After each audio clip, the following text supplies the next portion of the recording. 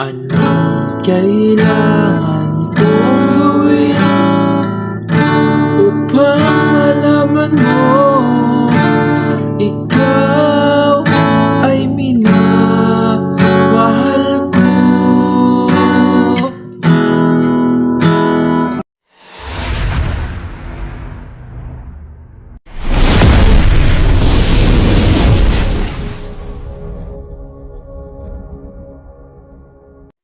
Hello mga ka-idol! So ngayon, meron na naman akong ituturo sa inyong napakagandang kanta. Ang title pala nitong kanta ay Sana Ay Ikaw Na Nga by Basil Valdez. So pagpasensyahan nyo na mga ka-idol, no? Kasi ngayon lang tayo nakapag-tutorial kasi nabusy tayo sa trabaho, no? So, din na tayo. So itong kanta na to mga ka-idol is medyo old song nga lang siya, no? Pero napakaganda nito. So, dito muna tayo sa kanyang strumming pattern, okay? So, yung strumming pattern natin is ganito lang. Dalawang down lang.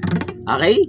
Dalawang down lang. So, palitan nyo na lang yan kung gusto nyong palitan, no? Basta babagay lang doon sa kanyang tugtog, no? So, proceed na tayo dito sa kanyang whole verse. So, yung whole verse niya rito, mga ka-idol, is A. Yung A, ito siya, second string, third string, tsaka fourth string lang sa second fret. Okay? A. Sunod is A7. So, yung A7 naman, sa second fret pa din, second string lang, tsaka fourth string. Okay? Ayan yung A7. Sunod is D. So, yung D, ito siya, first string dito, second string to, third string to. Okay? Ayan yung D. Sunod, D minor. So, yung D minor, ito naman siya, first string naman to, third string to, second string dito. Okay, balikan yan yung itsura ng D minor. Sunod, babalik lang kayo ng A. Tapos pupunta kayo ng isang F sharp minor. So, yung F sharp minor, nakabar sa second fret. Ayan, 1, 2. Sa fourth fret naman ay fourth string lang, tsaka fifth string. Ayan yung F sharp minor. Tapos pupunta kayo ng B minor. Diba naka F sharp minor kayo, ibababa nyo lang itong dalawang string. Okay? Bali, nandito na siya. Fourth string tsaka third string. Ito naman nasa second string na. Ayan yung B minor. Tapos pupunta kayo ng E. So yung E, ito siya. Second string to. At third string pala, sorry. Third string, fourth string, tsaka fifth string. Ayan yung E. Yung mga chords na yan, 2 times nyo gagawin, okay? 2 beses. So, sasampulan ko kayo para mas... so, pasensya na. So, para mas maintindihan nyo, no? So, sasampulan ko kayo. So, ganito naman siya. Wait na mga ka-idol. Ganito naman siya kapag tinugtog. Anong kailangan kong gawin upang malaman mo ikaw ay minamahal ko. Tapos ulitin nyo lang, isa pa. Kailangan ko'y katulad mo sa buhay kong ito. Nag-iisa lang sa mundo. Tapos papasok yung chorus. Dati nasaktan ako. So, doon na yun papasok sa chorus, okay? So, proceed naman tayo doon sa kanyang chorus.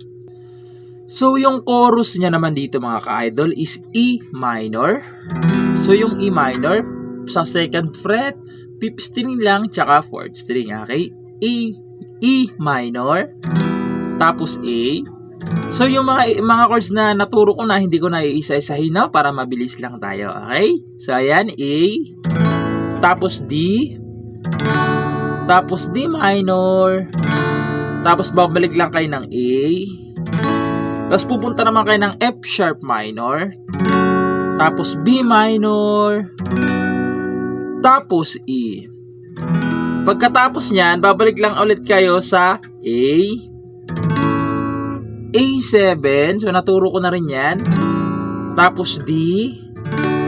Tapos babalik ulit kayo ng D minor na naman. Tapos A ulit. Tapos B minor naman. Tapos A naman ulit. Okay? So, pagpasensyahan nyo na mga ka-idol na kung medyo mahaba-haba yung chorus, pero alam ko naman kayang-kaya nyo yan. So, sasampulan ko naman kayo ng kanyang chorus para mas maintindihan nyo, no? So, ganito naman siya kapag kinantahan. Dati nasaktan ako, takot nang magtiwala.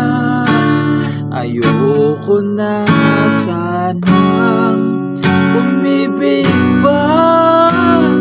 Tapos yung nasa baba, ngunit ika'y ibang-iba sa lahat ng nakilala. Sana ay ikaw na nga. Tapos, papasok yung kanyang interlude. So, yung interlude niya rito is A7. Dalawang strum lang din daw yan mga ka-idol. Yung strum nyo dyan, dalawang strum lang din. So, A7, sasabihin ko na lang. D minor. Tapos sunod is A, F sharp minor, B minor, tapos E. Tapos papasok ulit yung second verse. Okay? Na na na la la la la la la la la la la. Papasok ulit yung second verse niya. Okay? So, ayun lang. Sana nagustuhan nyo itong tutorial natin. At sa mga nag-request, pagpasensyaan nyo na kung hindi pa natin muna nagawa ng tutorial kasi busy pa tayo sa trabaho ngayon, na. So, okay, mag-alala kasi gagawa natin ng tutorial yan, yung mga request nyo. And ayun lang. Sana nagustuhan nyo yung tutorial natin ngayon. And bye-bye!